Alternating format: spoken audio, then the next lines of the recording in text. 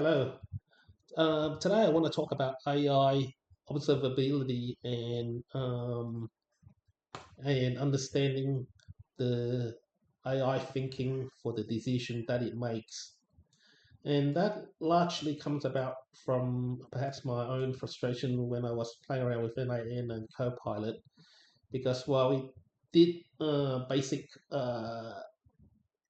basic tasks reasonably well, it fails most of the time when it's given anything more complex. And without the right tools and loggings that these systems have, it's almost impossible to know what happened. So basically, I just want to show what can happen in behind the scenes. Some of the times it can hallucinate with really good answers which you would not know, especially if you're working with deep analysis, like doing statistical analysis in the back end. Today, for the demo that I show you, the database is actually from Stack Overflow 2010. The setup is that the AI will accept a user query, and then it will start writing its own query in the back end. Um, it does so by schema discovery. Don't actually hard code any queries for it to run. So basically, it should be able to handle any type of query that your user can throw at it and be able to go and write the queries that's needed. What happens after the query comes back is it gets sent to a MCP server using Python, equipped with a whole host of statistical packages, and the statistical analysis is done and it sends it back to the AI. And what I've noticed is we have discrepancies between models. So part of this is to look at which model did what for the same set of questions. So it gives you a really good understanding for the performance of the model. So it's a bit of performance tuning as well as governance. So just to keep this reasonably short, I won't get into too much details this time. Other than to show the logs that we create and so forth. So basically, this is Stack Overflow. You're asking some statistical questions to the AI, and Claude, we're using Claude in the back end. So we're capturing his reasoning. So he's saying he understands the request, the user wants to do this, and he's performing the task. Why this approach? So basically, it helps. Is you get an understanding of what he's doing and why he's doing it. So he's actually gone in there and he's pulled back the information there, and then he's running a secondary data frame to show the results here. Um, so here, if we look at the logs, it's actually gone in there, started the MCP server, and I place a limit on the number of calls that he can call, because I've experienced times when he's a bit too eager. He's called like 40 different tools, trying to get the best answers for me. So I don't want to spend too much on that. So basically, he's gone in there, he's list tables, so he's trying to understand the schema. This is a tool that comes back to tell him what um, tables and views are available in the database. And then he's gone in, execute SQL, and then create the box plot, which we saw earlier. And now his final response. So that's what he's saying there, right? Now, here, let me just quickly run the logs. The backend, the logs for the backends is actually Elastic Kibana, so the ELK stack. I won't go into all that information, but basically, just give you a really quick overview. This is the thinking logs, and it just captures what he's doing and so forth. So, and also a relationship between, this is something I did earlier, a query that I ran. See how it's got apologize for technical difficulty, the data streams to be locked. That was an early one. This one, same query. I think this was yesterday. Yeah, yesterday. Perfect. And then the initial analysis or initial reasoning, and then he comes back and then he's confirming what he's done. So the pre-reasoning, what he plans to do, step one, step two, step three, thinking, and then this is the post, whether things add up, and it's capturing like the costs to go through all the calls that he's made, and that's pretty much it. Now,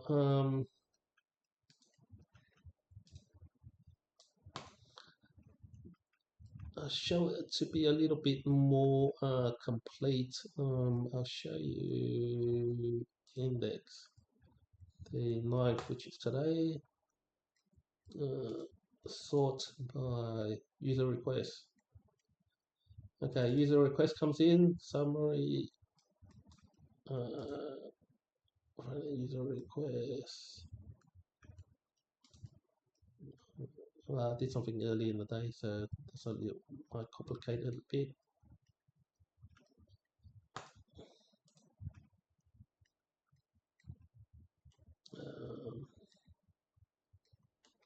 User request. Let's complete it. But basically, as you can see, this is what's happening in the back end. So he's making create visualization, MCP tools, inference, and he sends all the information back and forth. So we're pretty much capturing, we're not just capturing what's happening, but we're also capturing what he's thinking and the token and the model that we use. So this is the final one that's come in. User completed, and that's what is actually coming. And thinking towards execution. So that's the thinking there. Post thinking. Yeah. So that this one captures pretty much logs everything that you may want to see. Whereas this one here, I've actually got a Kibana dashboard at backend which summarizes that. I should have probably prepared that a little bit earlier. But basically, the main thing I wanted to show really is this one here. Now, it's a bit hard to see, so I'll just show you link pad because this is an interesting one. So basically, we're running at the same thing. So we've got a trace, and the trace ID is an ID um, that is common for throughout the system. So it goes from so the one trace ID you can correlate to all your different systems. So it's going through ASP.NET, SQL Server, MCP backend, and so forth. So your one trace will go through the many events that we have captured. So basically, this one here, analyze the summary relationship. This is something that I did earlier. The users, capturing the users, the session, timestamp, prompt, and then this is the final answer that came back, and this is actually what he said. But the interesting bit here that I wanted to show, there's a pre-reasoning. So the user input was analyze a relationship between reputation voters and Stack Overflow, blah, blah, blah. This is the results that he came back. And then we're capturing the pre-reasoning. So the steps that he's going to do, what his plan is going to do. So step one, understand the user request. User wants to do this. Step two, assess the current context. Step three, step four, step five, and so on. And then the good one here is post-execution thinking. We're trying to validate it. So basically, this approach was partially inefficient but over-engineered. So he's acknowledging some of the mistakes that he's made or overkill.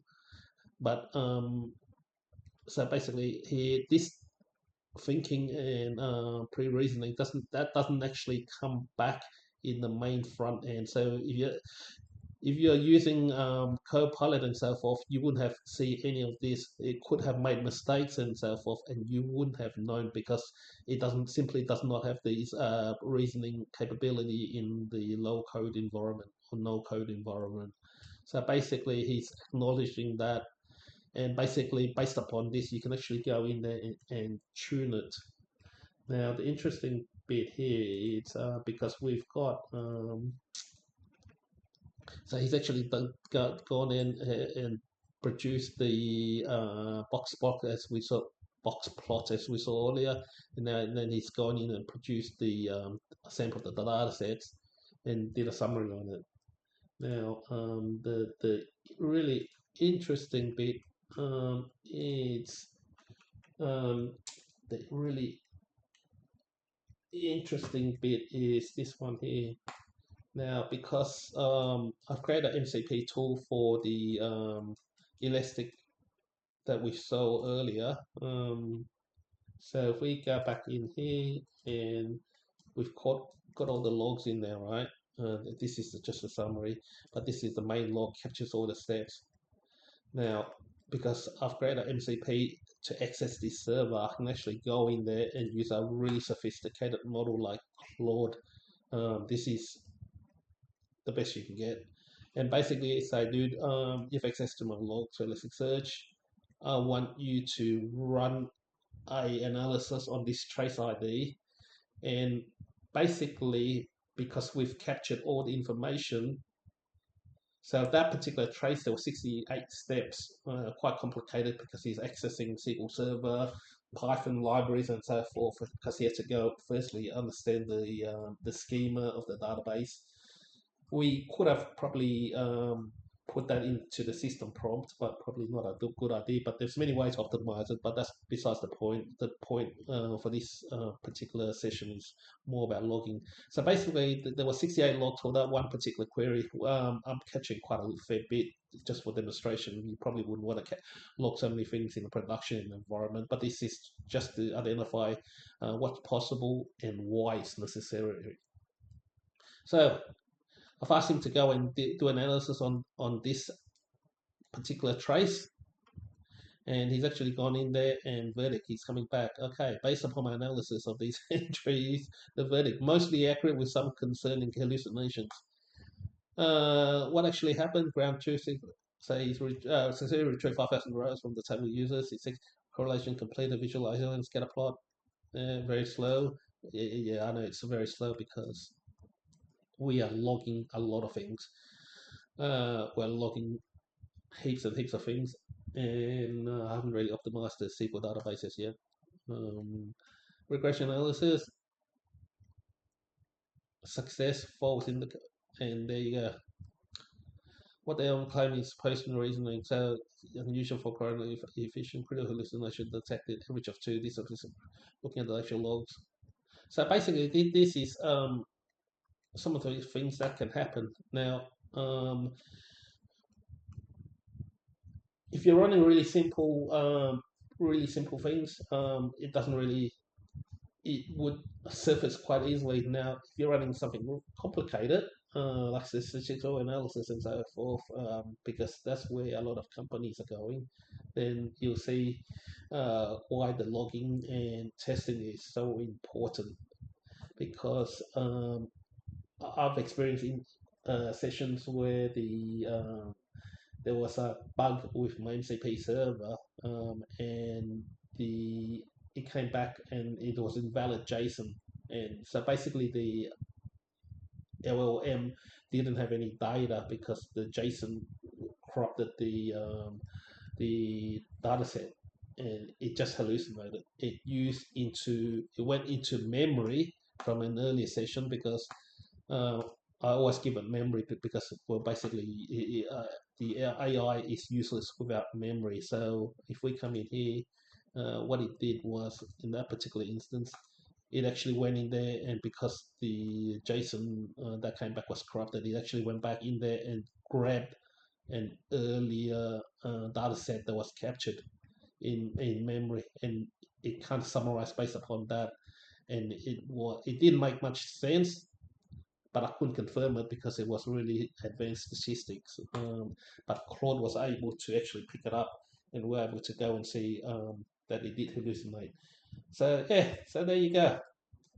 Pretty amazing. Like some of the stuff that there was actually a time when I was actually testing, and because I was so lazy to type the create new questions, so I kept on asking the same questions over and over again. After the third time, I was thinking was, this guy's asking the same question. I'm not going to even bother running the data set. I'll just record everything from memory and give it to him. and you can sense the kind of, it's the word frustration. You can sense the disbelief from the LM. Why is this guy asking me the question 3 times over and over again? And he just gave a really basic answer. I don't think he even bothered attempting it because he's just going, you've asked this question 3 times. He didn't say it, it was in his thinking. And yeah.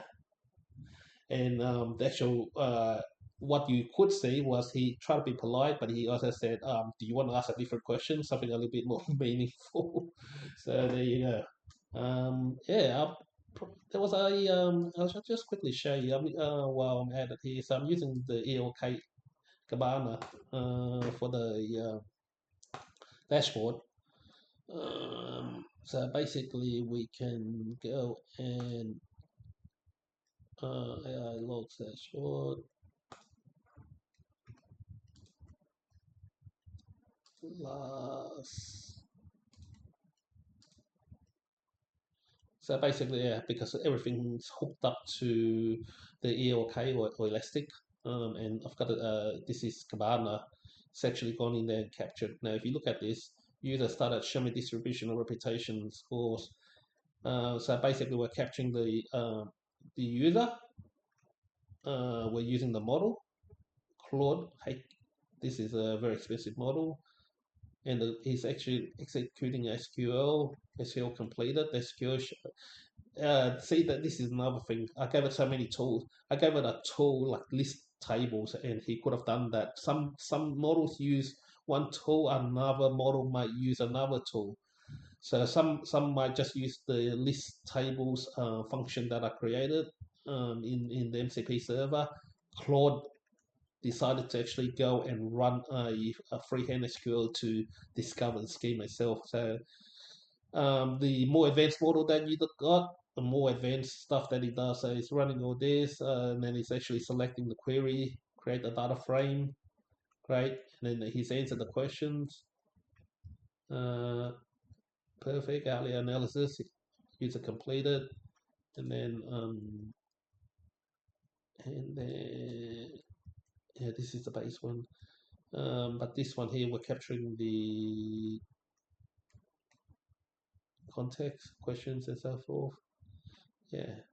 So there you go. A lot of things. Probably don't have time to show everything, but basically just to show you the reason why logging and governance is so important, because it, as you can see from the tool that we just showed, it can execute many ways, and different models will go in and do different things. Yeah, so great. So he's user request, what is correlation summary? He's provided the summary here. So yeah, that's pretty much it. Well, anyway, hope you enjoyed it. We'll catch up next time. All the best.